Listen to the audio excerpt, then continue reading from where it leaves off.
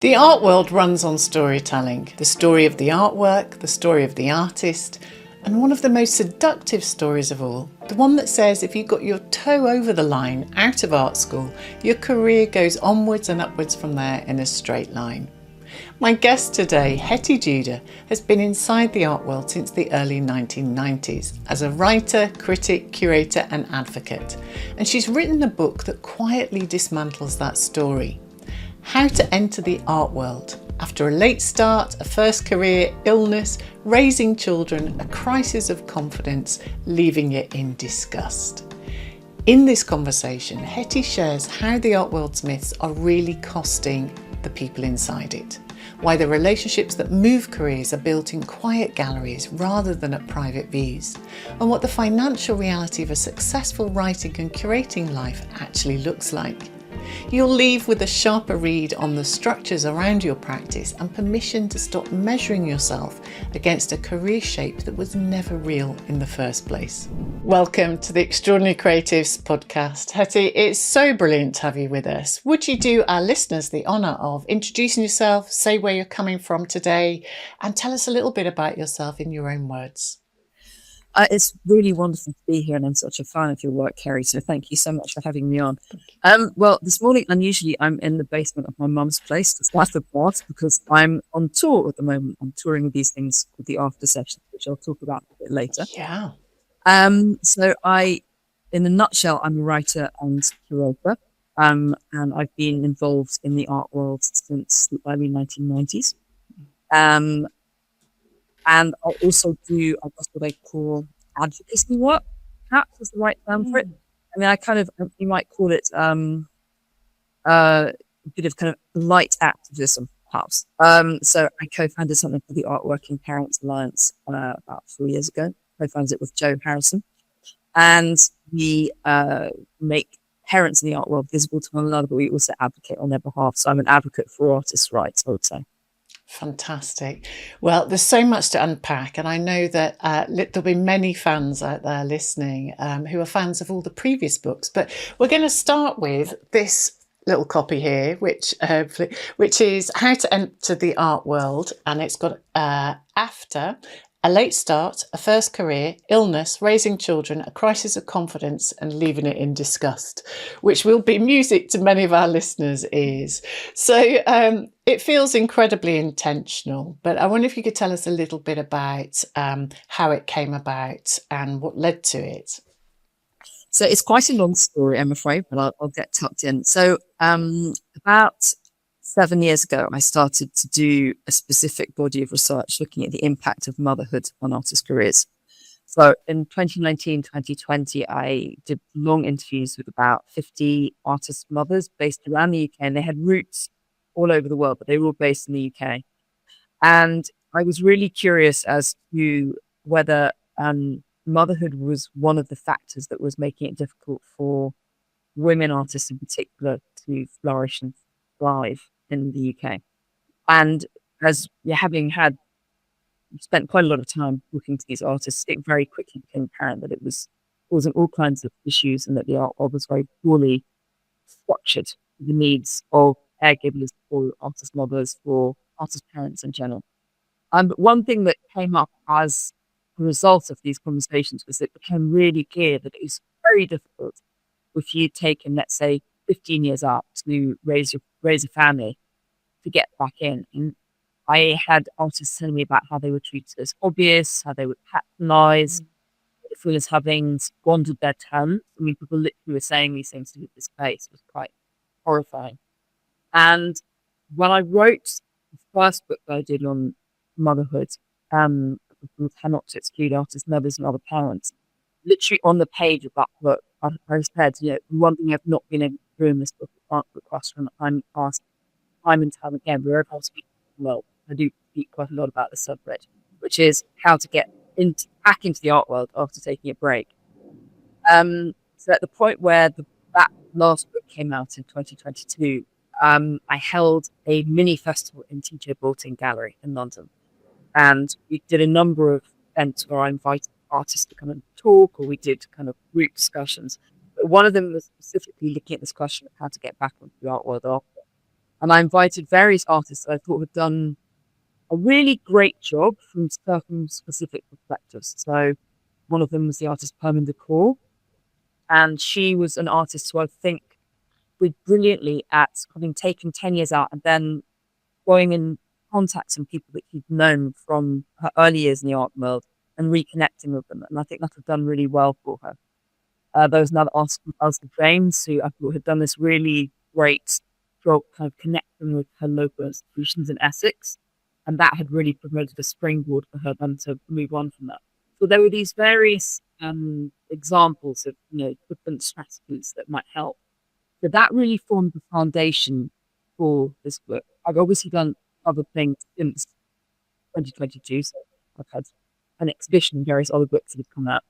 But that was the kind of starting point for thinking about this book. And of course, I think it's really, really important to say this is not just a book for mothers or for women. It's really a book for everyone who's coming to art either as a second career, so later in life, or who's had to take a break because, they're from socioeconomic circumstances, which mean that they've had to focus on salaried, stable employment, or who've been unwell and caring for their parents, or who come from a background where art just simply wasn't the kind of option for them at that point in their life, and it's something they've had to kind of discover or re-enter later on. But it's really a book for everyone, basically. Mm. So it's clear where the idea started, and I know also you do mentoring as well as curating, don't you? So you're kind of in these conversations daily, which I can really relate to. So the idea started. How do you then give it form? What's your process look like in terms of how you build the idea and start writing? The first thing I really wanted to do was unpick some of the structures in the art world and a lot of the mythology in the art world. Because we love our myths in the art world. In fact, it's very much a world that depends a lot on storytelling. And I'm sure you talk about that a lot. If you're trying to sell someone a work, you're telling them a story about the work. If they're trying to bring someone into an exhibition, a lot of curating is about storytelling. And of course, writing is about storytelling as well. And there are all of these myths with which we seduce ourselves in the art world. And there are these ideas of bohemian lives and freedom and all this kind of thing. And some of the myths are to do with the finances of the art world. And one of the myths is this idea that you're going to buy an artwork and it's going to accrue in value, which is very much often not the case. And there is also this idea that, success is this kind of linear thing where you're going to leave art school, and if you manage to kind of get your toe over the line, then you're going to have this career that's just going to go onwards and upwards, and that's the shape that a career is meant to take. And I wanted to unpack that a bit and point out the fact that really even people that we think of as being tremendously successful, their careers have taken other forms. There've been ups and downs, there've been really difficult periods, there've been times, even if they're tremendously successful where their work's not been in vogue. There have been times where they've had kind of creative crises. So I wanted to start off by kind of unpicking some of those structures and then to think about how we might create alternative structures, what alternative structures that already were out there. And I was looking at people who were doing interesting things and succeeding in what they were doing. So there were a lot of interviews that went into this book. And obviously, like you, I spent an awful lot of my time in general talking to artists and interviewing people. So there were lots of people that I had in my head I wanted to bring into the book, like Teresa Buskova, who's a wonderful artist living in England. She does a lot of really interesting social practice. I also did a lot of anonymous interviews with gallerists, because generally when I read books of instruction for artists, they have interviews with gallerists, but they're all named. And I think that there are things that people will say off the record that are perhaps more revealing and honest than things they would say on the records. And I've been extremely careful to anonymize everything. So even my recordings and interviews with them, they are just identified by letters. There's no way to match the quotes back to the person. And I present 6 fictional characters, gallerist characters. Each one of those is an amalgamation of a few different galleries. So although the chapter is full of a lot of truth and honesty about galleries, there is given that kind of necessary cloak of anonymity. There was also a specific chapter that I always knew was going to be part of the book, but which I felt that I wasn't qualified to write, which is about navigating the art world if you are neurodivergent or shy and really struggle with all that. And I wanted to bring voices of people that were going through that as first person experiences in. And so for that one, essentially I crowdsourced a lot of that. So I kind of put it out there in the world, and I got a huge response to it. I mean, really hundreds of people writing back about both the things that they found difficult, but also the strategies that they developed for making their way through it. And I do think in general, there's this idea that artists are really told by a lot of the kind of instruction books that they should perform almost like they're kind of entrepreneurs or kind of people running a tech startup, and then let's be going out there and networking and hustling. And a lot of artists really find that hugely challenging. And I do think that it's beholden to the art world to actually to extend itself more into the kind of reality of being an artist, rather than expecting artists to behave like they're corporate entities quite often. But I mean, that's a whole other bugbear. So that section of the book was almost a kind of crowdsourcing exercise that I then shaped. So it starts off with a lot of conversations. It starts off with a lot of reflection. And I'm very honest about lots of things that I don't know about, because there are lots of bits in this book that, I mean, particularly realities of running commercial galleries at different levels. I've worked with commercial galleries, but all commercial galleries are different. And the ones that are kind of right at the kind of international blue chip and behave very differently to, a little kind of mom and pop shop gallery that's running in a kind of regional town. So I wanted to also reflect on that. So it was useful kind of thinking about all the things I didn't know about and going out and doing lots of research on that. So you're researching in person, online, crowdsourcing from social media, I see also, and then you're gathering it all in a big stew. And then how do you start pulling it together in a structure? What's your process there? In terms of structuring this particular book, I was thinking a lot about who was reading it, and the fact that I feel like people get put off by enormous blocks of text. I wanted it to be really fragmented. I mean, it's difficult staying to the length that you want text to be, but in my head, each of the texts was going to be about a page long and then have a nice illustration and be very easy to digest, because I wanted it to be a book that was really inviting to read, that wasn't this kind of big forbidding wall of instructional text. Because again, quite a lot of the books that I was looking at, they were really off-putting in their design, and they had really small print, which particularly if you're giving a book to somebody that's kind of my age and I'm like struggling to read it, it was really important that it was really legible, but also really attractive. So I wanted to make it really kind of bite-sized points. And I think originally I thought of it as being kind of like 50 pointers, and they would be divided over 10 chapters. And I think I did end up going more than that, because there were certain chapters there where I realized there was actually a lot more that I needed to say. But so the first thing was I really wanted to fragment it and to have a structure to it that was almost like you were taking a course. So although it starts with introduction and a bit of a reality check about what the art world's like, the idea in my head was that I had this artist who was picking this up, and I was assuming that anybody picking this book up would be, let's say, at a transitional point in their life where they were like, okay, my third child has just gone stuck through school and suddenly I've got a bit more time on my hands, or, I've got the point where I'm a bit more financially stable and I can give myself a bit more time for my work, or I've been working in a steady way for a while and now I want to put up a place and go up to the next level.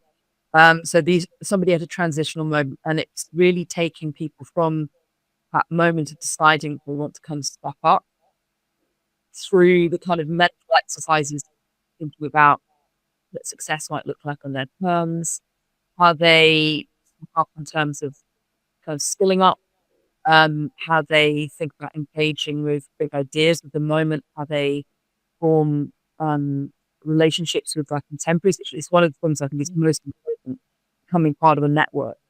Yes.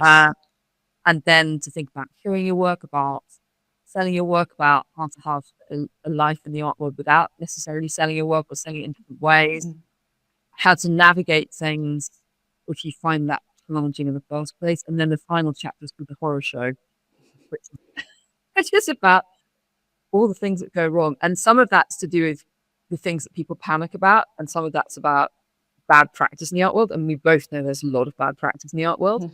Scams, which just seem to be absolutely rife at the moment. I mean, I've been targeted by 4 scams in the last week. One of them was so bad that I had to cancel my bank card. They're just shocking. So, Yeah. somebody pretending to be me out there emailing people from a fake Gmail address saying I want to buy their NFTs, which thank God, no, that's very implausible. It's really extraordinary. So I think Mm. making sure that people are aware of all of these kind of potential pitfalls is really important. But it also deals with actually the way that we treat one another in the art world, because sometimes we can get inside our own heads a bit and be a bit high-handed with people, or think that we're coming across as confident. Perhaps we come across as rude or arrogant, or perhaps nerves might make us treat people in ways that we wouldn't otherwise do. But also to think about the ways that you can continue to maintain relationships as well. Yeah, you touched on something I think is really important, in that, in a sense, the art world is based on storytelling, and it's the story of the artwork and the artist. And in order to sell contemporary art, we have to build into this kind of perceived value. That's really because it's an intrinsic subjective value, if you like. And so trying to help people understand that the kind of all of the smoke and mirrors around it is part of, I guess, that kind of economic model. But there are many different layers in the arts and the art world. There are many different art worlds. And I think you touch on that in the book and kind of break down, in a sense, how some of the contemporary art world builds that perceived myth. And what I liked about it, besides the kind of the bite-sized chunks where people can graze on the bits that they feel are most pertinent to them at the time, is that you retain your sense of humour through it. And I wondered, it made me think about your writing, for broadsheets and for other kinds of writing that you do, where you have to change the way you write for the context. But obviously you've chosen to write about this subject, so you've chosen the style and the way that you write. I'm not saying it's wildly different to the way that you write in other areas, but if people understand, just like an artist, as a writer, you're always thinking about your audience and the context, aren't you? So how did you determine what kind of vibe or style you wanted to bring to sharing the intel that you'd gathered? So I think I really wanted the feeling of the book to feel like you were having a conversation with a friend, Mm. and that it could be the kind of conversation you'd have down the pub. Because actually, a lot of the book is based on conversations that I do have with my friends. I have a lot of artist friends, Mm. and quite often we will chat about things that are vexing them in the art world, and they'll ask for advice about how they get press for an exhibition, or about what to do about a gallery that sent them terrible images, or this kind of thing. Mm. So it is based on conversations, and I wanted it not to feel like an academic book. But all of the artists that I write about, I use their first names rather than their surnames. I always find it really weird when I see myself referred to by my surname, because I don't answer to Yeah. Judah, I answer to Hettie. Yeah. So it seems very formal, but we've got this kind of this hangover of the fact that we need to be, like somebody writing in the New York Times in the 1920s, where we refer to one another by our surnames, which seemed really unnecessary for this book, because it was a book about Mm. connections and conversations. I think one thing that was really, really important is that I wanted it to be an uplifting book. Mm. And that's not just, so it is, it is, I hope, funny. It's certainly silly. I can control being silly. I can't control whether people find it funny. But I wanted people to feel empowered and galvanized, and that they were capable of doing stuff. And one of the things that I talk to people about quite a lot is this idea that you can construct the art world that you want to be a part of. You don't Mm. want to sit passively going, oh, woe is me, everything is terrible. Like, we all have the capacity on some level or another to create that kind of community around ourselves, to make change as well, and to make the change also that will support us. Yeah, absolutely. I concur with that 100%. So once you'd kind of got the voice and the kind of the structure, etc., how do you then find the right publisher for it? Yeah, I'm not going to go into too much granular detail here in case I get myself into trouble. I think I need to be really honest though and say, getting stuff published is really, really, really difficult, and getting art Mm. books is really difficult because they don't make very much money. Yeah. Particularly if you're publishing something that's got a lot of images in it, they're very expensive to produce, and it's it's a relatively limited consumer audience for them. And I mean, although I've been writing professionally since the mid 1990s, I only got an agent 2 years ago, because an art writer is not a particularly attractive proposition to agents, because they're like, well, I mean, yeah, I mean, and this at this point, I had a lot of books out already. Yes. All the books that I had out before I'd done about agents, yeah, they look at that and they're like, yeah, you're publishing books, but the advances you're going from are not huge. The Mhm. upset going to be that attractive. So it's not. I'm not like a kind of hot selling point for an agent. I, I'm sure my agent's slightly putting me on as a character grade, but and actually the agent was the agent who put me in touch with Fox and Minecraft. It was a really brilliant fit because they are a small indie. They are artists. They work with artists, and they understand the travails artists go through. And they got this book. They really understood what it was about and who it was for. And I think in a way that larger publishers who are more removed from, say, from the kind of the realities of working in the art world often didn't wet it in the same way. Yeah, I have to say, I mean, again, it's an absolutely beautiful book, and I'm just going to show it for anyone who's watching us. The illustrations are beautiful, and I have to say, I'm a big fan. You probably can't see on my screen, but Fluoro, yeah, you've got nails that match the book. I love fluoro and orange in particular. So the illustrations, how did you select the illustrations? And did you work with the publisher together on the paper stock and the scale? Because it's such a handheld, gorgeous thing. I'm really, really pleased that you asked me about the illustration because that's actually a really wonderful story. So the illustrations in the book are by an artist called Jemima Burrell.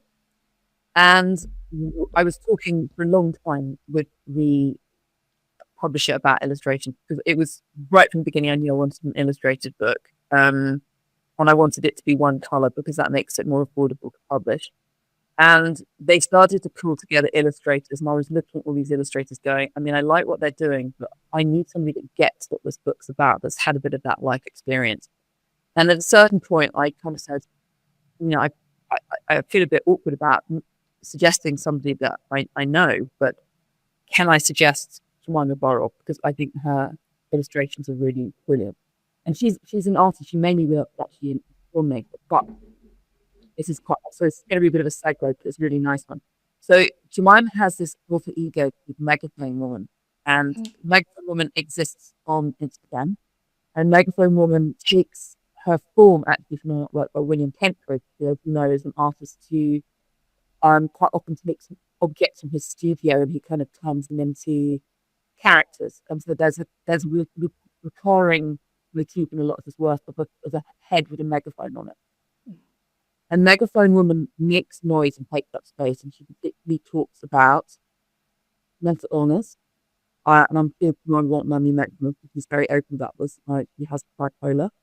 And Megaphone Woman also talks about parenting autistic children. Mm. And she's really open and honest and talks about the joys and the beauties and also the struggles. And I have to say, well, I'll come to Hettie the end up selecting her in a minute. I was repeat things about Megaphone was so uplifting. So the day that we did the book launch in London, Joanna came over to my local bookshop and she painted the window. And the night before, I'd been watching the new Peru book meant to be on the Manosphere, which was a big thing.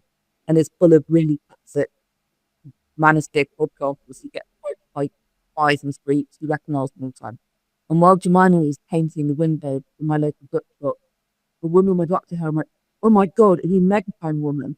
Oh, And I just felt like this was this perfect balm. It was just like this counterpoint to all of these toxic manosphere influences being approached by young men on the street thinking they want them. Clearly, for this woman who was a fan of Megaphone Woman, she was incredibly important. She was speaking about all kinds of things that are often not spoken about openly with humor and with grace. But anyway, at a certain point in the process of looking for an illustrator, I suggested Jemima, and Jemima sent them some kind of test images both mine that I'd found online. And we had about at that point a long list of about 20 illustrators. And we worked it down to 3 illustrators, one of whom is Jemima, and they were then commissioned to to use a large crest illustration on the back of a small crest illustration.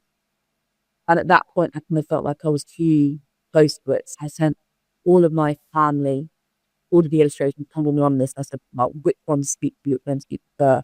And the team at Hoxton Mini Press also looked at them all. And she came out as the person that is chosen. So Yeah. she, Darren's got, I have to tell you, God, pray, this is really, really particularly a wonderful bit of plot was that I know Jemima because she was one of the artists that I interviewed in 2019 Council Pointy. I actually started looking at the impact of motherhood on artists' careers. And I only realised that at the point that the book came out, that actually it had brought me full circle. So she Wow. 100% have lived all of these things that the book's about. She really got it, and she got the darkness, and she got the humour. And she's a proper artist. And I also knew it was really important, like if you're doing a book for artists, you know, they're going to be the most critical audience possible for illustrations. So it needed to be evident that the illustrations were by an artist. And I couldn't think of anybody more perfect. She did a really fabulous book.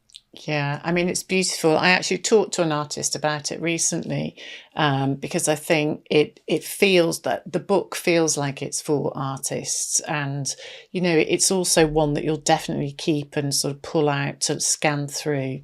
And the cards that Hoxton Mini Press sent me for my little gift copy, so beautiful. And it really made you feel like you were part of an artist team. So I like the fact that they're artist publishers, which will be music to lots of our listeners' ears. The fact that actually there are artists that are also supporting people writing about art, but also that it's going back into that sort of circular ecology, I suppose, of like artists supporting other artists. And I think that's really important to say, because actually I learned some things about you, Hettie, in the book. And I think it was really great to hear about your journey into art. And I wonder if you could talk a little bit about those early beginnings, because actually Glasgow in the 90s, I was in Bradford at Art College in the 90s, and I wish I'd been in Glasgow, frankly, but no diss to anybody in Bradford, but it was a very different place. But we have a self-published cookery book, an arts festival that you organise. So tell me, what was kind of cooking for you at that time? I think it's one of those things where at the time I was just kind of there, and you just think that's just what things are like. And in retrospect, I was like, oh my God, I was so lucky to be in Glasgow at that time. It was just extraordinary. And it was very kind of raw and rough and ready and unregulated in many ways. So there was a really extraordinary performance work going on there. And you'd have things happening out the back of Tramway. So Tramway now is a very polished venue, but back in the day, it was really just tram sheds. And there were tram sheds out the back that were kind of falling down, and you get these amazing Dutch performance art groups that were doing wild stuff going on in there. And they hosted all kinds of extraordinary installations as well. So Douglas Gordon's 24-Hour Psycho was shown at Tramway for the first time. Yeah. It was a really big space. And there was a real kind of can-do attitude. And I think Glasgow still really retains this very DIY sensibility. So, I mean, that a lot of the apartments in Glasgow, they're in these old tenement buildings, which have really high ceilings. Yeah, amazing. Like big bay windows out the front. So they've actually got quite a lot of space. And so there's also a real culture of, for example, people having gigs in their apartments. People putting on theatre performances, film screenings, exhibitions. There's still a lot of really good like exhibition space and galleries and people's on tenement flats in Glasgow. So it was just a really fertile time, and there were lots of spaces that were available to do things in, which were accessible. You know, it wasn't that, you suddenly got to pay a massive fee. You know, you could just kind of go and do stuff, and there'd be somebody that knew how to do lights, there'd be somebody that knew how to do sound, or you know, was good with a drill. And people were very collaborative, and it just made it possible to do things without it being a massive, heavy, bureaucratic deal. Yes. So I was really very fortunate to be there at that time. I was doing a lot of performance stuff then. I was surrounded by people doing lots of exciting things. I mean, you know, we had like radio stations, and we were doing performances in kind of like local deconsecrated churches, and it just all seemed quite easy and quite possible in a way that I think our more regulated world now makes it a bit less possible. And it's been really funny because I've lived outside of the UK quite a lot, and living in kind of communities in Europe, you suddenly realize that there is that less regulated sensibility. So you can do kind of like people taking over like a local cafe for a night and serving food, and it's not really a legal issue, or just doing like a pop-up somewhere. And we seem to be very kind of hidebound by rules and regulations in the UK, I think, that makes that kind of spontaneity quite difficult. So it was really, really inspiring and really fun. And one of the things I loved about Glasgow being the size it was as well, and I now live in London, and I think this is much less possible. It's that because it's of a certain size, it's not overwhelming in terms of what's happening culturally. So there's really great stuff, and it's really of an international quality. But it means that you don't just go and see your own art form, you go and see what's going on. And so I was going to see like experimental operas, I was going to see music, I was going to see dance. I mean, one of the most important things that I did when I was in Glasgow was going to see Michael Clark. And Michael Clark's dance work, I think literally for me, it's one of the most important cultural experiences I've ever had. And I have such strong memories of all of his performances. And, you know, I remember them with my body as well as my mind's eye. I remember the music so strongly. And that whole sensibility of being able to be at once very ironic and rude and irreverent, but also incredibly sincere and emotional. You know, it's such a strong statement of intent to be that way in the world and to be, you know, so wild in what you can do, and collaborative as well, to have such strong collaborative relationships. So in a way, I think that one of the most important things for me in Glasgow was that it was really across all the different art forms I was experiencing. You know, I was lucky enough to experience stuff, you know, in all of these different media and all of these different forms, and it was affordable. And you also felt that it wasn't that far. There wasn't this kind of huge barrier between yourself and the work. Yes. It felt unmediated. So, for example, when I was going to see those early Michael Clark shows, again, they'd be in tramway and you'd be sitting on probably a plastic chair at the front, and there'd be somebody performing on the floor 2 meters away from you. You'd literally get their sweat in your face. And so this idea that there's a separation between you, even as a student, and in quotes, the art world, or it literally didn't seem that far away because it was right there. Yes, elitism hadn't quite kicked in at that time. And, you know, there's a real understanding that, the art market certainly wasn't anywhere the level that it is now. But it sounds so, this idea of you being connected to all different kinds of art forms, soaking it up like a sponge. How did your own voice start to develop? How did you find your voice and what you wanted to say? Difficult as a young person sometimes to kind of get that sense of proper authenticity and not to worry about what other people think, and to really kind of go out there. So I was doing a lot of performance work, but it was very collaborative. So quite often it was under other people's direction.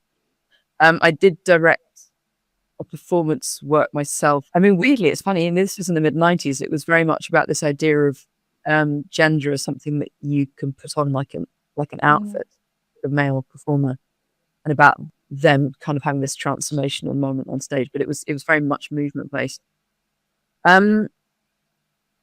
It's a really interesting question, because in a way I left Glasgow and was working in London in my late 20s, and then I had kids in my 20s. So in a way, quite a lot of what I've had to do has been to do with supporting my family, and it hasn't really been until my boys got to the point where they were leaving home that I was able to do work that was actually more to do with reflecting what I wanted to do. I've done a lot of books, loads of books that were commissioned by other people they've asked me to write.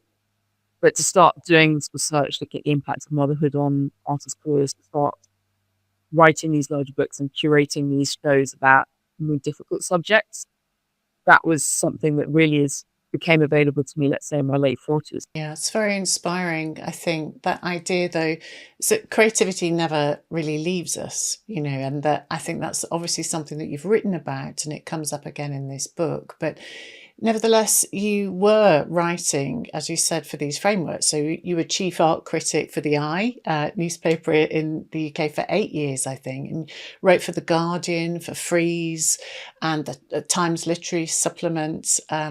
So, there's something in communicating complex ideas in short form or short bursts. It's actually incredibly complicated, isn't it? To make complicated ideas simple and accessible for a broad public. I wonder what it is that you took from that kind of feeds the way you think in longer form now. I think when I'm doing longer form, I do always tend to break it down into small components in my head. I think for anyone dealing with I don't want to call writing a book a problem, but dealing with something large that they need to get their heads around, kind of breaking it down is a really good way to kind of approach it. So, I mean, I've just written a book that's about 80,000 words, and that's think about it chapter by chapter, and each one they're all related, and there is an overall shape to it, but each one is also its own thing. And then you can also always go back and kind of create a bit more kind of connective tissue as well. So I do tend to break things down into smaller components, and that becomes an easier way to think about things. But I love problem solving, and I love coming up with ideas and concepts for things.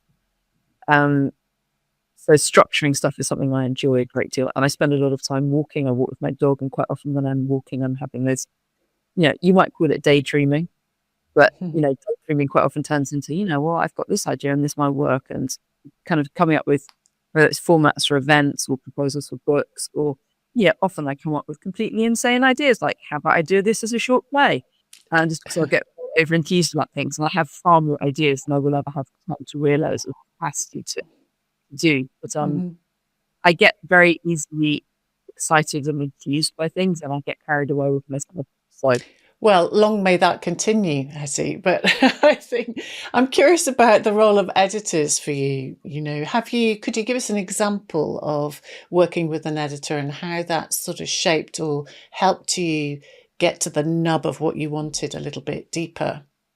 So I edit myself really hard. And you were talking earlier about short form. Doing short form is a really, really good discipline. So, for example, the column I have in Apollo is 900 words long, which is quite short. And generally, in each of the columns, I wanted to take one or two exhibitions or artworks and use that as a leaping off point for exploring like a larger idea. It could be it could be a philosophical point, it could be a phenomenon. And so to go into something quite complex and quite thoughtful and quite thought-provoking, and also to make it as well written as I can make it. And so typically, I'd be writing it way longer and then cut it down, you cut it down, you cut it down, you cut it down, and you make the writing really, it works so hard. All of the words have to do so much work, but they're carrying so much. And I think it's a really, really good discipline. So even when I'm writing longer books, so for example, Looking for Pleasure, which is the book I've just finished recently, I'd say most of the chapters for that, I had to trim at least a quarter, if not more, of the length of every chapter. But it's actually a very, very good discipline. So I'm a really, really ferocious editor of my own work. In fact, when I'm talking to people about writing and how to get started on things, the thing I usually say is get something down on the page so you can hate it, and then you respond to it. Yes. But it's almost like I kind of write something and I'm looking at going, oh my God, this is a mess. And then you start to shape, and then you remove things and you move things around and you really tighten things up a lot. So I work all of my text very, very heavily. I do sometimes have to do things quickly, particularly when you're doing a review. Quite often it has to be very, very fast. But I will edit to the greatest extent that is possible within the given time.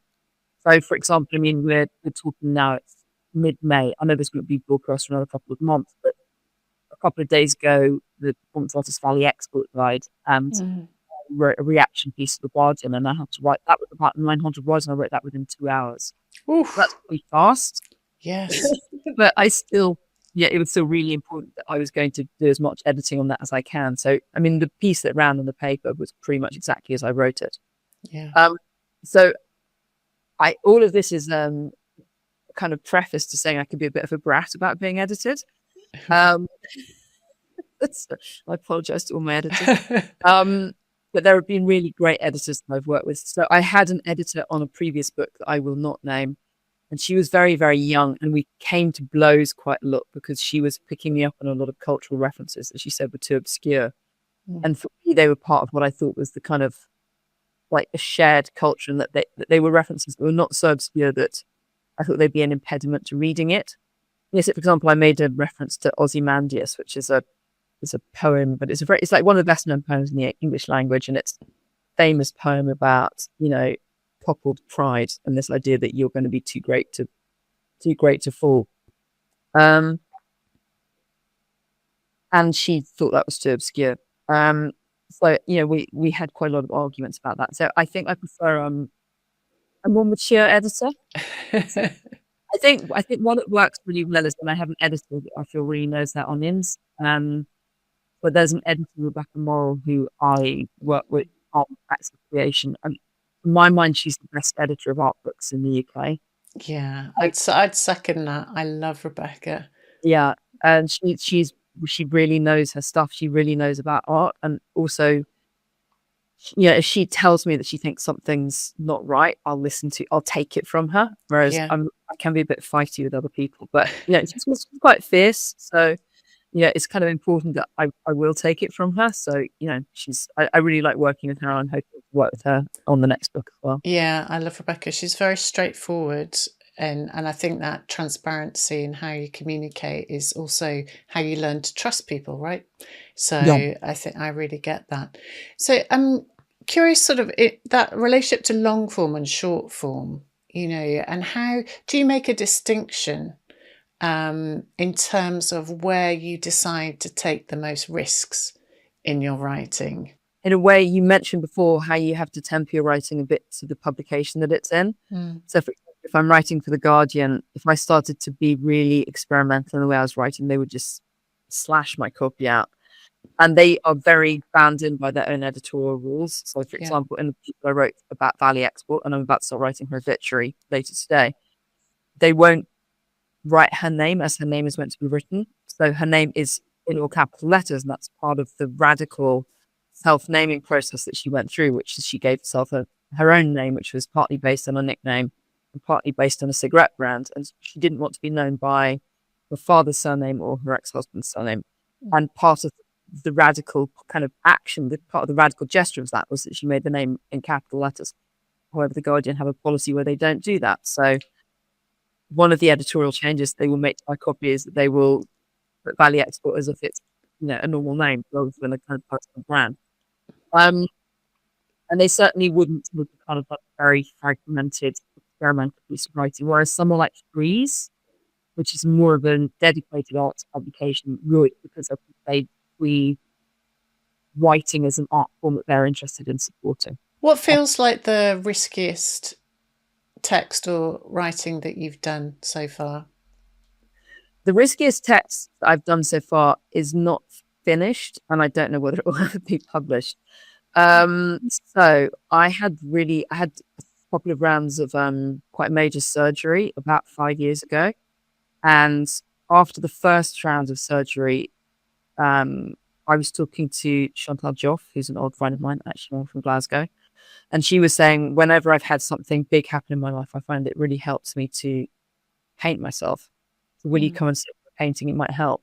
And at that point, I had a stoma bag, which is it's not a glamorous piece of kit. And if you've got one, or let's say, a woman in their 40s, it really changes the way that you see your own body, and you make quite a disgusted relationship with your own body. It's something that's really difficult to come to terms with. So she painted me with my stoma bag, and I was just wearing tights. I had also the tights were disgracious. I don't think I realized I was going to be sitting in my tights. They were really embarrassing, like hairy blue tights in the back of your drawer. It's January. It was then. I was sitting there in my tights with my stoma bag, topless, in her studio, and I think it was 2021, so it was COVID time. It was probably February. I think the window was open because she wanted to keep it the air circulating, but I think it was sleeting outside. I had about oil-fired radiators around my feet. It was really cold. So I was sitting there, being painted. But it was a really, really good experience. And we sat for a couple of paintings, and then there was a time I had another round of surgery delayed, and I also sat for her and Ishbel Myers-Cough. And it's really interesting looking at those. I mean, they're so perceptive and insightful, both of them as artists, that you can see the anxiety in my face when I'm waiting for it. So there was a point at which Chantal was planning an exhibition that was going to be about writers, and she wanted to show the portraits of me with my stoma bag in the exhibition. And the idea was going to be that it was an exhibition that was integrating writing and art. And so she suggested that I wrote some text to go with it. And so I wrote a kind of diaristic piece of text, and it's about 10 or 12,000 words long at this point. And it's really about the experience of, I mean, about being in hospital during the pandemic, which wasn't a great deal of fun. And it was over Christmas and New Year as well. And there's also this dreadful thing that happens where if you're in a women's ward over Christmas and New Year, there are clearly people who have, let's say, terrible dementia, whose families got them off basically for Christmas and New Year. Yeah. Or in a ward with people that are really having a very bad time. And also what happens to your body when you can't control it anymore, and the psychological impact of that is the first thing that we learn to control as children, as when we go to the loo. So it's about that, which is not easy subject matter. I'm not sure if it will ever be published or I'll ever see the market light of day, but thinking about how you deal with that in a bit of literary writing was a very difficult exercise. I think it's probably the bravest of writing I've done. But Chantal didn't end up having that exhibition in the form that she thought it was going to be in. But it was exhibited in a show in Milan. And it's hilarious that all of the other portraits of writers all worn, it's like pretty Hettie in her dual outfit, and Yana Gihari wearing something very chic. And everybody's wearing a really nice outfit. I'm there with my merry blue tights and my boobs hanging out and a stoma bag. And what's really funny, of course, is that you look from the artist's perspective and you don't really see it because you're just seeing a flat, solid shape on the front of somebody's body. And I don't even know if the person that bought the paint, there are a couple of paintings, I don't know if the person that bought them actually realised what they were buying a painting of. Thank you for sharing that. I think from my experience of working with brilliant people like you and artists, is very often the kind of the learning is always in the difficult thing. But often when we go deep into something that feels a little painful or a little raw in some ways, it's often the thing that really connects with other people, because it's almost like you can feel the risk that was taken, to make it happen. So I'm sure there are lots of people listening to this that would really encourage you to publish that at some point, Hettie. It's properly disgusting though. It's really borderline. But I say bring it. It's like, I mean, there's something in that. I think really women writing on the disgusting, harrowing things actually is often not just for other women, but anyway, I think I'm really glad that you shared, because I think actually there's always something in us, and I'm thinking of myself and lots of listeners who will know that actually the thing that we may not be quite ready for is often the thing that ends up igniting lots of new things, so let's see, look forward to hearing that. I think it would be a crime if I didn't, for our listeners, touch on acts of curation on art and motherhood, and the Hayward touring exhibition and the Thames and Hudson book. And so I wonder, obviously you've curated before, but I wonder, what was it about curating that show that kind of added something, or did it add something different than the writing of the book had done? I mean, for me, it was an incredible treat, because in a touring show, you have an ongoing relationship with artworks for a very, very long period of time. So that show toured pretty much for 2 years, because it ends up in Ireland. And my relationship with the work really, really, really changed over the time that I was working on the show. Partly that was because I was getting to know many of the artists better, but also every time I installed them, they had different relationships with one another, because they were very different spaces, they were different hangs. So they were in conversation with one another, and they were doing different things to one another. So you suddenly got different things coming out, or they were provoking different thoughts about the circumstances in which they were made. And I was also just seeing new things in them that maybe I hadn't noticed, or I was interpreting them in different ways. So from a completely personal, selfish level, that was a really extraordinary thing to be party to be able to have this very long, shifting relationship with the artworks themselves. The actual physical works, of course, that you apprehend them very differently. And there are certain works in the show that are absolutely taboo, the way that you meet them with your own body. So there was a photograph in the show by Hannah Starkey, which shows a mother and child on a snow-covered, expansive common in Hackney. And the mother's got a broom handle over her shoulders, and she's got a couple of shopping bags hanging from each end. And they're those like cheap blue shopping bags in corner shops and pound shops.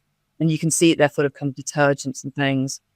And the way that Hannah shot it was from a child's perspective. And so when you're looking at this work printed really large, you're looking up at this woman, and she suddenly attains this heroic status. Physically apprehending that work was a very, very different reading of the image from seeing it in a book where it just was, the size of a postcard or something. So you get this totally transformed relationship, I think, with the work when you're actually seeing it physically. And also you get to change the stories that you're telling by changing the way that you're moving works around. So actually the story in the book there are things you can do in a book that you can't do in a show. So the book, I could include, stone sculptures from Mexico that was probably a little bit outside the Hayward Touring's budget to ship over. So like kind of 10-foot statue of Coatlicue could be in the book, but definitely couldn't be in the show. And also things like works by Frida Kahlo that would have been quite beyond our budget in terms of insurance. So it had a greater global and temporal scope, but then the exhibition had a greater degree of intimacy with the works, and the works were also put into conversation with one another in a completely different way. And also the way that I don't think you managed to see it, but the way that the exhibition was conceived as a space was very much to do with it being an invitation. So we used very domestic palette for the walls. And all of the galleries that was installed in, it was the equivalent of being able to almost walk in off the street, and you didn't have a kind of barrier to entry. So the idea was that you were very invited onto the space. And there were also certain bits in the exhibition. There was a specific section called the kitchen, where there was a kitchen table and chairs in the middle. So you were invited to sit around there. You were invited to make art. We invited you to do something with your kids. There were DIY works in the show. I wanted there again with the barrier between artist and audience to be broken down, and the idea that the invitation for you also to acknowledge yourself as somebody that's making art in the context of the exhibition. But actually, when we did this in Ireland, we really would do that. So there was a DIY work in the show called Sheila na Gig at Home by the American artist Nancy Sparrow. And it was conceived as part of that big kind of lot of DIY work that Hans-Ulrich Obrist commissioned way back then. And the idea of the instruction is that you get an image of the ancient fertility goddess, the Sheila na Gig, or a local fertility deity of your choice, and you hang it up on a washing line with freshly laundered feminine garments of intimacy, drip dry as recommended. And so you can do this yourself. And so when we did it in Carlo, Visual in Carlo, which is a gorgeous, gorgeous gallery, and they've got the most exceptional public and learning program there, amazing team. We had this enormous group of mainly local women who they did a Zionist night printing workshop with in the morning, and they were all printing different Sheila na Gigs from all over Ireland. And then they all brought their scanties in. And they were, up into their 80s. They were hanging it, some of the largest bras I've ever seen. And things like, reusable sanitary towels and period pants and things. They were doing it in quite a kind of like, I'm going to put this out there and make it visible to the world. So we had this enormous washing line in the middle of the exhibition. And when you stood in one of the main doors of the exhibition, like the main thing you saw was this washing line that was done by people from the local area. That was like one of the central artworks that were then hanging alongside, photographs by Carrie Mae Weems and paintings by Marlene Dumas. And there's a real power to being able to do that, to really give people the sense that they're invited into the space, that their creativity is invited into the space. There's not a hard boundary between the art they make, even if they don't call themselves artists, and the art that people are making that's on show on the walls of the gallery. In terms of the curating of that show, were there kind of moments where it became something that you hadn't anticipated? I mean, there's a section of the show that was called Loss that was about many of the different ways that you might experience or describe loss in relation to motherhood. So that might be in terms of losing a child, but it might also be in terms of motherhood that didn't happen. Various different ways that we might talk about that. There, it's might be in terms of an enforced adoption, which was very much part of our cultural history until quite recently, and we don't talk about it very much. Might be in terms of obstetric violence.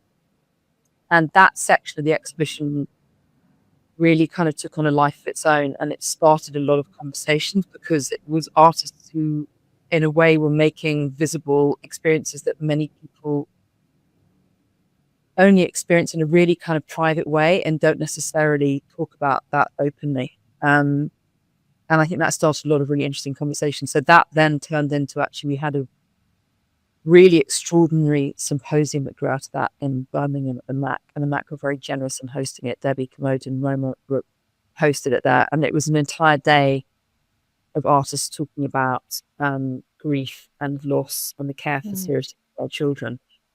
And I mean, that was the day of, I mean, I think we were crying right from the start to the end of it.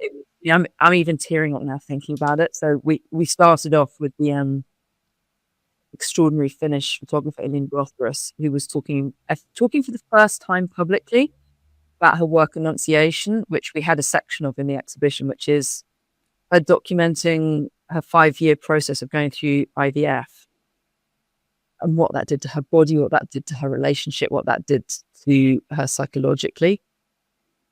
But it was so painful and such an honest and powerful body of work. But she'd not been able to speak about it publicly. And I think she did it some 13 years before. Wow. She was crying all the way through. We were crying all the way through. And then at the end of this day, our keynote speaker had dropped out. And so I ended up reading a chapter on loss from my book. And I stood up in front of 250 people and I just burst into tears. And so, I mean, these things completely catch you. Yeah, you can't control it because they're so deep and people are so brave and so generous in what they're sharing. It gets to you on a level that you can't foresee what it's going to do to you. It's quite extraordinary. Yeah, well, I think you touched on that in that some of the works that you've chosen and that you're drawn to are artworks that hit you in the body first.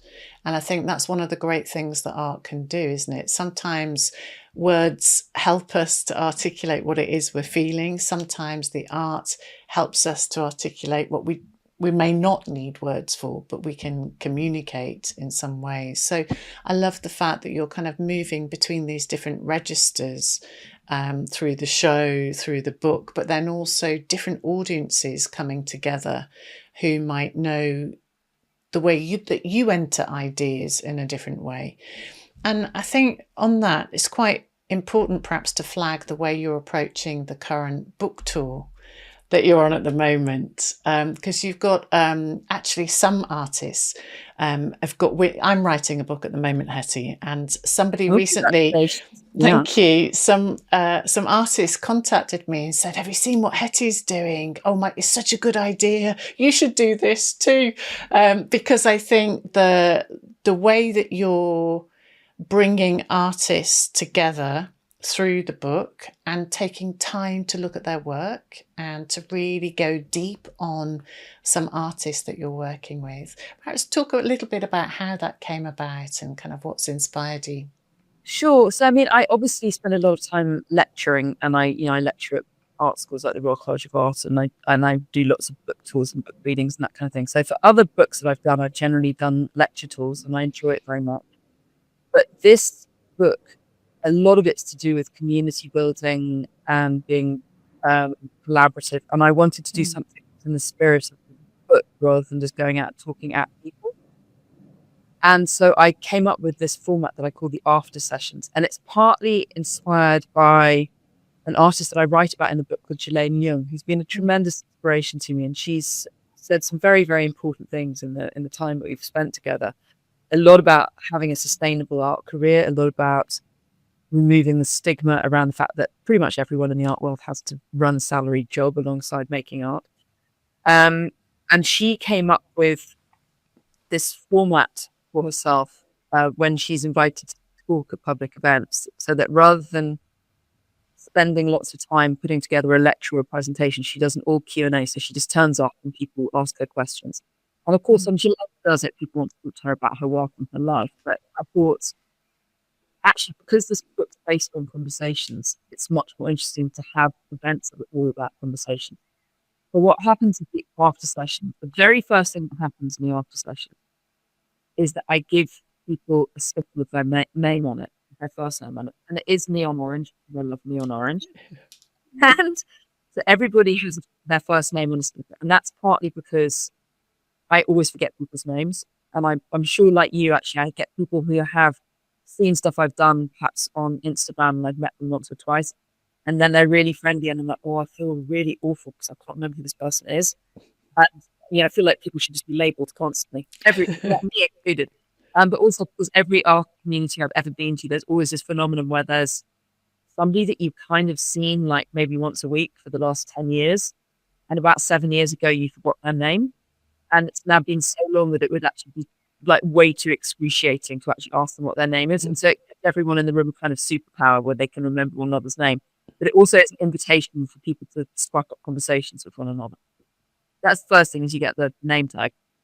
And the next thing that happens is, I talk a little bit about myself and I introduce it. And then I invite 4 local artists to do a really short presentation, 5 minutes. And the idea is it's not meant to be really stressful. It's just meant to be actually just to kind of catch up on your recent work with your local community. And it's a way for you to introduce yourself. But also for me, it's a real treat because I get to see the work, which is not always a wonderful thing to be able to do. And I then ask everybody to work together to move the chairs. And that's actually quite important because it's an icebreaker. And it's, again, doing the thing of breaking down this idea that there's a speaker and an audience, and I want everybody to feel that they're in it together. So everybody then moves the chairs into a clustered circle, and I sit at the center of it. So it's not like a great big circle. It's really tight. There's lots of layers. And I don't speak unless somebody asks me a question. And the first time I did it, I realized because I also want people not to feel nervous about asking a question. I always find it really scary asking a question from the audience. Yes. I want people really to feel invited. And so what I now say is, when I do this, I'm making myself incredibly vulnerable, because if you don't ask the questions, the whole thing falls apart. And it's really scary for me being in the center, and I'm really wanting you to ask questions. So please rescue me. Yeah. And that also then puts the responsibility for being proactive onto the other people in the room. But I also wanted to illustrate the fact that we're all dependent on one another. You and me, we're dependent on the artists out there. We need the artists. We need their work. And not only because it enriches our lives, but also that's, we're part of the infrastructure. We all need one another. And I wanted to illustrate that a bit with the way that I was doing the session. And then the final half hour is basically just a time for people to have a cup of tea or a glass of wine or a beer and start those conversations. Because also we all learn from the questions that other people ask. Yeah. And also every session's completely different. And so quite often there'll be somebody that's asked a question that really chimes with you, or they've said, how do I do this? And I'll make a suggestion, and somebody else can come up and go, how can we do that together? And it happened last night. Really brilliant. I did an event at this amazing venue called Form ICA, which is run by Bath Art Depot. They're a collective of artists working together. And somebody came up when I was doing the book signing and said, oh, we just started talking. We're going to have a group show together. And that's what I live for. That is what makes doing this worthwhile. That's, it's those moments that it's kind of like, oh, okay. This is why I'm doing this stuff. Have you ever bought work that you've either curated or you've seen in artist studios? I bought a few things during that kind of artist support pledge period online. And that was great. I don't have like an enormous amount of financial wherewithal. And there's a lot of work where I've kind of looked at it and gone, oh my God, I love that Matthew Christian painting so much. It was one of his first exhibitions. And I was like, it's more I can afford. And then of course, like 2 years later, I'm like, I really should have bought that Matthew Christian painting. Yeah. I think that there are a few people. So I bought a few prints by Lyra Chukrat. I love her work. I bought a few really, really early work by George Wilson before she went to the Royal College of Art. She was selling work to raise money for her tuition fees at the Royal College of Art. I got a big painting by her and a drawing, and they're just both gorgeous. And then I've just been, I'm a real sport brat because like artists give me work quite a lot, which is really, That's lovely. it So, is really lovely. So I've got quite a lot of stuff in the house. So I mean, I think I probably, I probably need a better paid job to buy all of the work that I want to buy.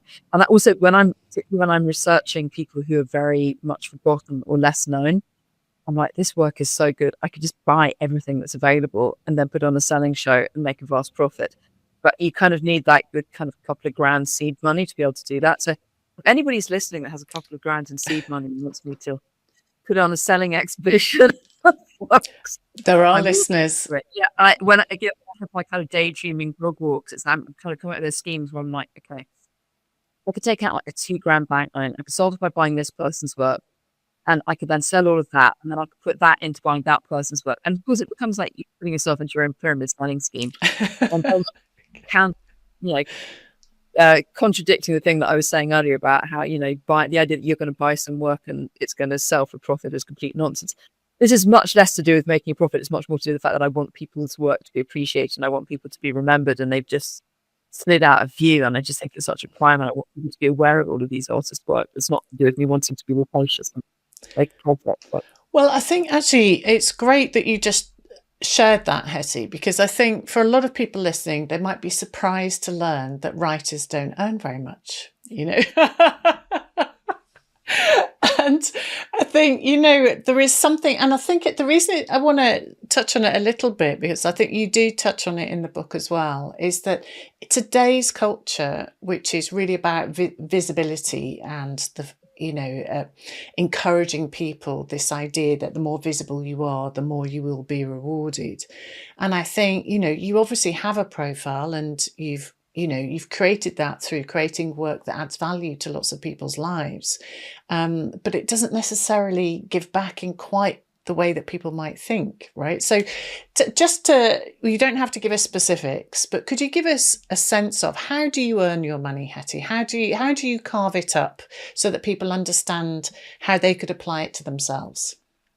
So at the moment with the after sessions, I'm basically doing these talks, and they're generally in artist studio complexes or pubs.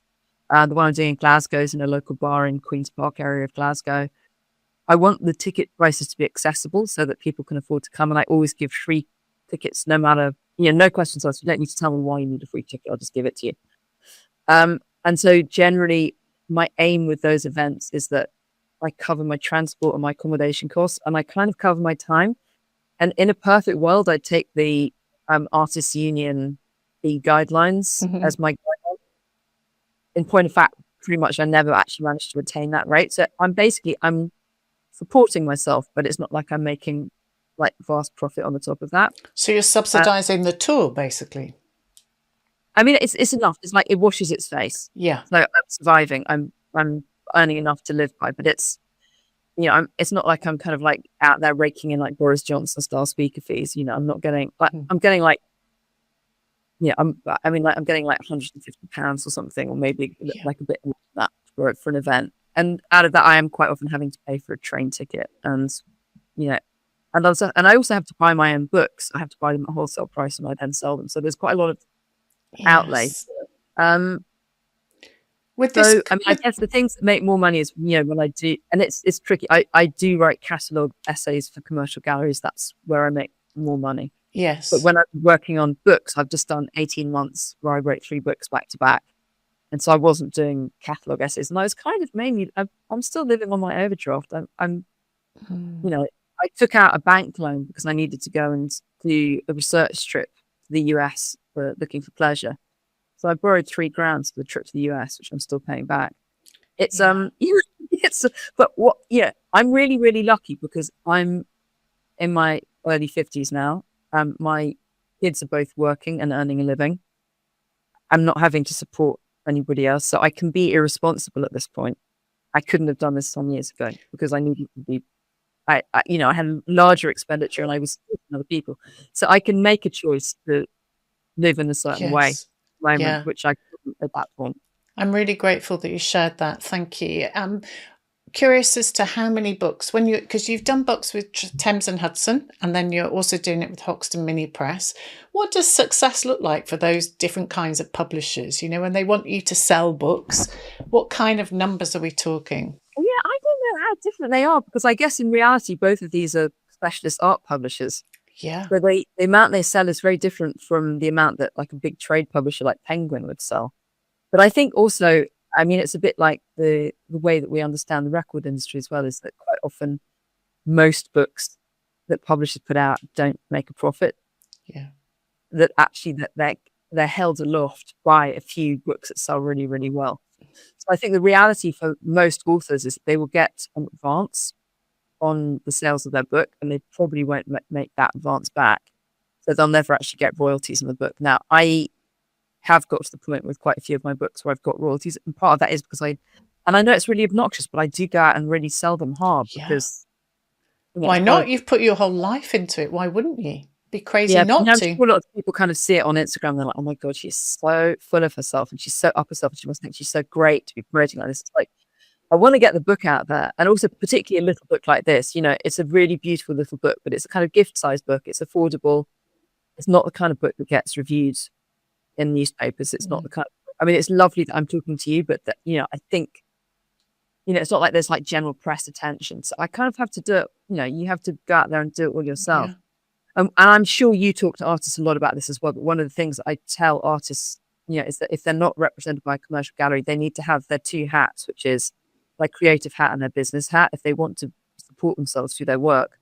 And that might mean kind of dedicating 50% of their time being, their own business manager. Yeah. And anyway, that's what I'm doing at the moment. So I've spent 18 months as a creative person, hidden away, eating toast in my jeans and not speaking to anyone, writing books. And then suddenly I'm out in the world, and I'm basically spending my days answering emails. Yes. When I get to the day, go, I've done actually nothing today. And actually all I've been doing is like admin for the talk. And it's a lot of work. Yes. Creative work. And so I'm suddenly like, oh my God, I've not achieved anything. But, it's that thing of like, I'm now having to put my other hat on and manager. But I think you shared something important that I would definitely encourage artists to think, is that there is also all of these things that you're gaining by being in the weeds with your audience, so to speak, in that you wouldn't get that if you hadn't committed to sharing with artists in the way that you have been. You're getting direct feedback, so you're also getting more thoughts, more input for future ideas, future research, and you're also seeing how your ideas are landing with people. And just as a comparison, Hettie, when I was curating shows for institutions, your office is often like separated from where the public is, and so you would have like the Vista Experience team or the front of house kind of giving you feedback or reports. Very different when you have your own gallery and you're literally in the room with people, and you would hear people coming in off the street, all different kinds of people, and you start experiencing how the work lights people up in a very different way. And I would say for me personally, like you have had lots of different hats, I think being with a community actually is so much more rewarding. So I appreciate every creative person needs to be squirreled away, like you say, writing or making art in private and going deep. And that's the only way that you can do that deep work. But then actually to really spend time with the people who the work is for is absolutely rewarding. So that mix of having other advocates and champions for you that do a bit of that heavy lifting, obviously, no doubt that's important. But I think you're probably also getting tanked up, you're fueled by seeing how important the work has been that you've made to people. Yeah, no, it gives you a bit more of a, you're feeling really exhausted, but does give you a bit of a lift, definitely. I think it's really good actually that you say that you really enjoyed people coming in and talking to you in your gallery as well, because one of the things I write about in the book is there's this constant thing about how you're all meant to be going to private views, but actually the time to connect with gallerists is when the gallery's quiet. Yeah, that's and going right. in and having conversations with people in the gallery at that point, that's when you build up the relationship. Yeah, and do you know what's amazing? That I still get emails from people who came to visit me in Liverpool when I had my gallery, and in Covent Garden I did a pop-up, and I used to have a gallery in Copperfield Road. People contact me and say, do you remember when I came to the gallery and you spent ages talking to me about this work? And I was, so it does make a difference. The fact that somebody bothered to come up and speak to me made a difference to me, but obviously me talking to them about the work, we make an impact on each other, which I think is the whole premise of your book, isn't it? We absolutely don't do it on our own. That said, you're already straight into other things. So you've got a book on Tracy Emin with Tate, and the Thames and Hudson book. Has that also just come out, or is it due to come out? I've just finished working on that, but that's an absolute monster, and that's going to come out, all being well, autumn 2027. And can we say a little bit about that? Sure. So it's called Looking for Pleasure, Picturing Women's Desire. And it's positioning women's desire in visual culture, but thinking about women as the people doing the looking. So very often when I've been to exhibitions or looked at books which are purportedly about women's sexuality, they're full of images of women's bodies, and particularly the artist's own body. And of course, lots and lots of women are very tender looking at other women's bodies. And that's also covered in the book. But there's also a kind of reticence about depicting the body of the desired person, particularly if that desired person is male. And so it's looking at the work of artists who are engaging with that, but also thinking about all kinds of different ways that we might think about women's desire. So what that might be fandom, it might be voyeurism, it might be to do with kind of power, it might be to do with spirituality. And also different modes of looking in terms of art. So whether you're just looking at fragments of the body or the entire naked body. And it also has a kind of broader historical panorama where it's positioning the different ways that women's desire has been couched in literature and art, going back to prehistory, actually. And it was quite interesting. I think a book came out this week. Somebody sent me a snippet from The Guardian that's very much talking about actually what I talk about a lot in the first section of the book, which is that really right up until the Enlightenment, women were seen as being, in Europe, they were seen as being the lustful sex, where we're meant to have, we've got these uncontrolled, leaky bodies that, we're the governing ourselves. And so we're governed by our sexual desires, among other things. And that really only started to change, 400 years ago or something, 500 years ago. So it's quite interesting that we're very familiar with this Victorian idea of women who are meant to be completely unsexual. And that's actually a relatively recent notion. Yeah. So that's a Thames and Hudson book that's due to come out. And do you think there may be a show to go with that too? Yeah, I wanted a kind of monster of a show, but there are also lots of smaller shows that I want to do. So I'm starting to kind of propose those to people. I mean, it's a tricky one because it is going to be explicit, and it needs to be a gallery that doesn't depend so much on, for example, primary schools coming around on school, because it's going to be quite penisy. There's going to be sex happening. There's going to be, all kinds of bodies in there, very, very diverse bodies. So it needs to be a kind of gallery that's, for want of a better term, up for it. Austria is the place for you. I know. I was in touch with Gabriella Shaw at Milan Family Collection this morning about Valley Export. But yeah. That's brilliant. Thank you so much for sharing. Just so that people can stay connected with you and your work, Hettie, where can they find you? So I'm on Instagram and it's just at Hettie Judah. And I still do quite a lot of writing. So I've got a column for Apollo that comes out every month, and I really enjoy that very much. So that's, I think, if you want to look at the proud of, that's a good place to go. And I still crop up in, The Guardian from time to time and various other publications. And of course, actually, the main thing I want people to do is buy the books. Yes. That's what I'm in it for. So it's worth every penny, and I know our listeners will really enjoy it. So thank you so much for sharing today, Hettie. It's been a pleasure. What stays with me from this conversation is how much agency Hettie is handing back to us. The art world tells a particular story about itself. A linear career, a clean upward arc, the right schools, the right shows, the right age. And if you didn't get on that track, or you stepped off it, or it was never offered to you in the first place, the story says you missed your window. Hettie's whole body of work is a quiet refusal of that.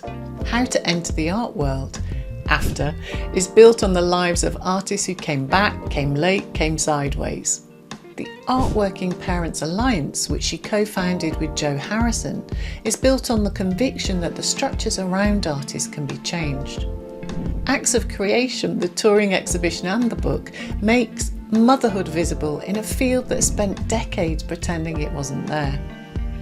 What she models is the line she said herself, and the one I want to leave you with.